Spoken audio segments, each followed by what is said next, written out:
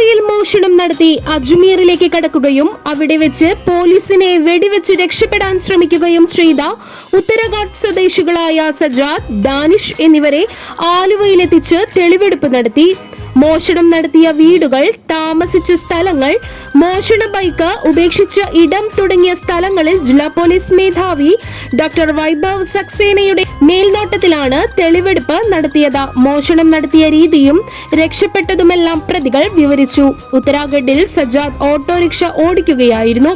Danish കൂലിപ്പണിക്കാരനും. 2018 വെള്ളപ്പൊക്ക സമയത്ത് Danish കേരളത്തിൽ ജോലിക്ക് വന്നിട്ടുണ്ട്. കേരളത്തിലെ വീടുകളിൽ ധാരാളം സ്വർണം സൂക്ഷിച്ചിട്ടുണ്ടെന്ന് തിരിച്ച് നാട്ടിലെത്തിയ ഡാനിഷ് സജാദിനെ ധരിപ്പിച്ചു. പിന്നീട് രണ്ടുപേരും കൂടി മോഷണം നടത്താനുള്ള പദ്ധതി ആസൂത്രണം ചെയ്തു.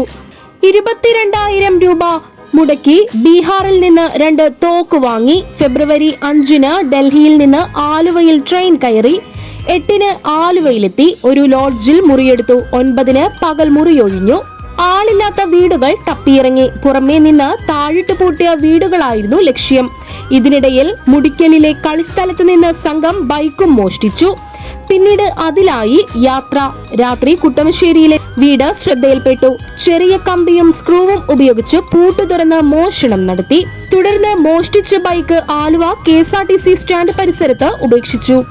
രാത്രി തന്നെ ആലുവയിലെ മറ്റൊരു ലോഡ്ജിൽ മുറിയെടുത്തു. പിറ്റേന്ന് പകലും രാത്രിയും കറങ്ങി നടന്ന് വീട് കണ്ടുവെച്ച് 2 വീടുകളിൽ മോഷണം നടത്തി.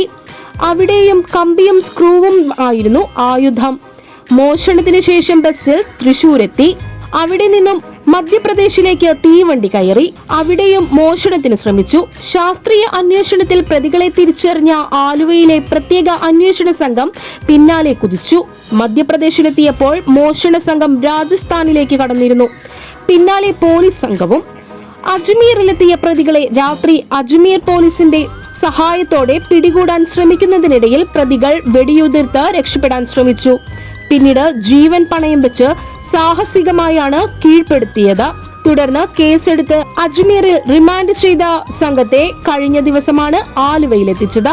കേരളം ഉൾപ്പെടെ വിവിധ സംസ്ഥാനങ്ങളിൽ ഗുണ്ട ആക്ട് ഉൾപ്പെടെ 10ഓളം കേസിലെ പ്രതിയാണ് ഡാനിഷ്. ആലുവയിൽ 3ഉം പെരുമ്പാവൂരിൽ 1ഉം മോഷണമാണ് ഇവർ നടത്തിയത്.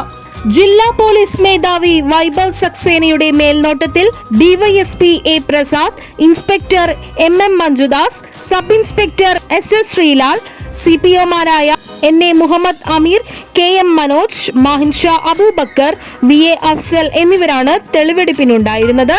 പൗരന്യൂസ് ബ്യൂറോ, ആലുവ.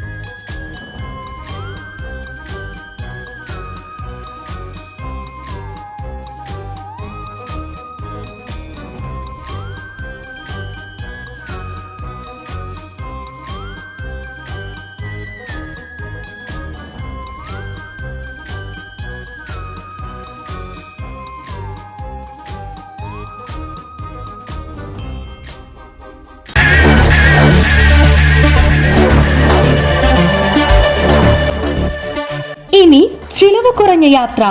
ഇലക്ട്രിക് സ്കൂട്ടറിൽ വെറും 7 രൂപയ്ക്ക് 70 കിലോമീറ്റർ യാത്ര.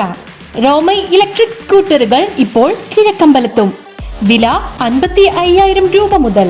ലൈസൻസും രജിസ്ട്രേഷനും ആവശ്യമില്ല. വായ്പാ സൗകര്യം ലഭ്യമാണ്. സെക്കൻഡ് ഹാൻഡ് സ്കൂട്ടറുകളും ലഭിക്കും. SK Motors, Thamarachal, Kizhakkambalam. Phone 9037387983 97788285. SK Motors, Thamarachal, Kizhakkambalam.